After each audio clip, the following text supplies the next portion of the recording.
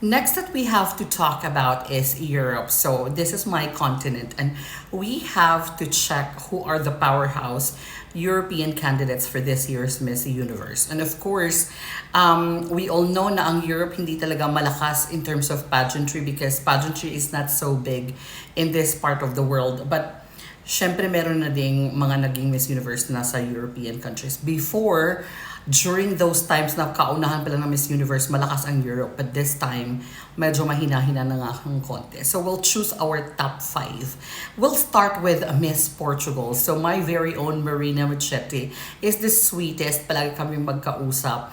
And in Instagram, she even texted me that, oh, thank you so much for always supporting and supporting our community and stuff like that. So I would vote for Miss Portugal, Marina Machete, to be part and to make history as part of the top 20 for this year. So sana nga matuloy and sana makita ni Kun that it's high time for a trans woman to enter into the top 20. So yon, I'm praying for Miss Portugal Marina, and you guys can please help promote Marina so that we can have our first transgender in the semifinals. So yon, Miss Portugal. And next into our list, of course, is Miss Spain, nakarumi ni Miss Portugal. So pag-uusapan natin si Miss Spain as like the biracial Spanish woman. So she's half African and half Spanish. Athenia was like discriminated in Spain before after she won because magkaiba nga yung kulay and then her hair. So she looks like very African, and a lot of people, a lot of racist people actually questioned her way to the top as Miss Universe Spain, but she fought for that, and then she actually tried to tell and to promote awareness in terms of biracial women and discrimination against immigrants and against other people who have different color. At yun na nga na issue din siya. It's because she's being, paired or as a roommate of Miss Portugal, and a lot of people are saying that does she feel comfortable of Miss Portugal being a roomie? And then she said that why would I be not comfortable? She's a woman as I see fit, and I love her, and she's my sister for life now. So a lot of people was like super happy about that comment from her. And well, acceptance and inclusivity is what Miss Universe is all about. So kudos to Miss Spain, Athenia, for doing that. And of course, she's part of the top 5 from Europe that I like.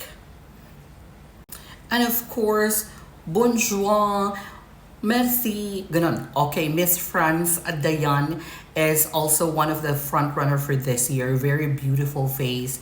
Talagang very regal, very clarado, royalty ang mga eksena, parang ganon. So Dayan is a radio host from before. So she's very famous in France.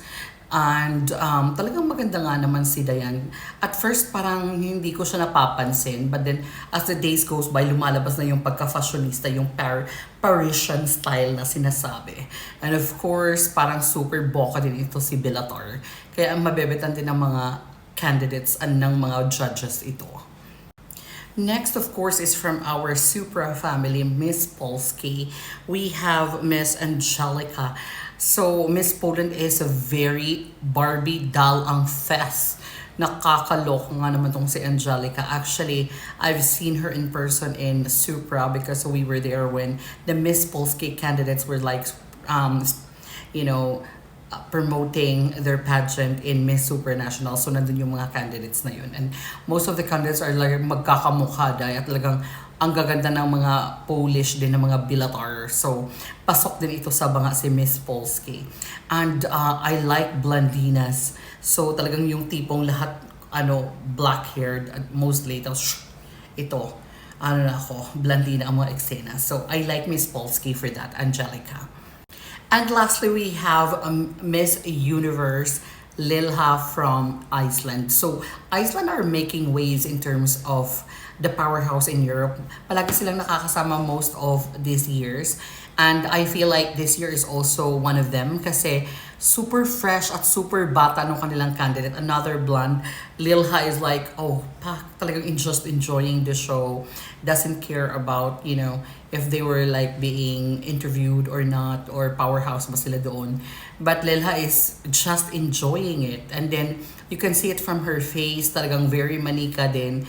Yung blondie ng manika, ganun ang mga emotes. So, those are like my powerhouse Europeans. And syempre nandyan na din yung Russia, we have Netherlands, and so much more countries in Europe. But those are like the ones that I like this year. Thank you.